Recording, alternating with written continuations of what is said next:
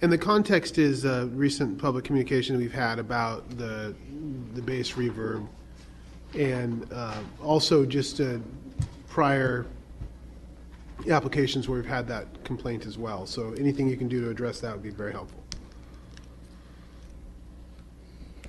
Good evening, Commission. I'm Mike Holritz with Landrum Brown, acoustics engineer.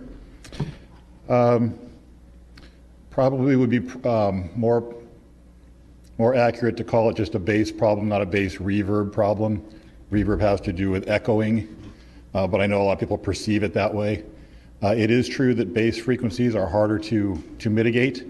It takes a very massive wall to stop lower frequencies.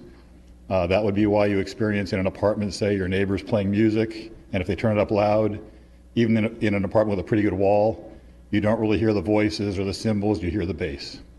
I think it's important to note that the city's noise ordinance is in terms of dBA, decibels, not at any particular frequency.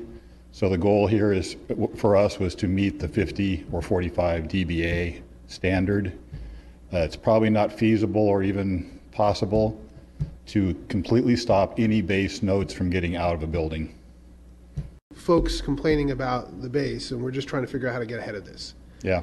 Because I think that you have a tremendous application here, and you in particular have done some great analysis, and I also agree with and endorse your installation of a sound level warning device or limiter and some monitoring in your letter and correspondence. So we've had at prior meetings and different applications the same issue that no one really has an answer for. So we're just trying to get ahead of it.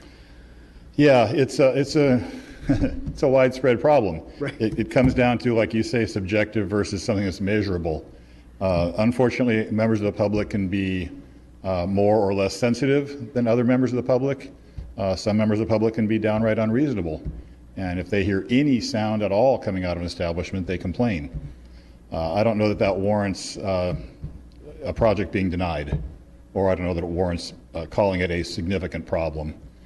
Somehow somebody needs to draw a line and say it can't be louder than a certain number. Let's back up a little bit. I think it's important to realize that the sound levels that will be heard at the adjacent residences are largely determined by two things.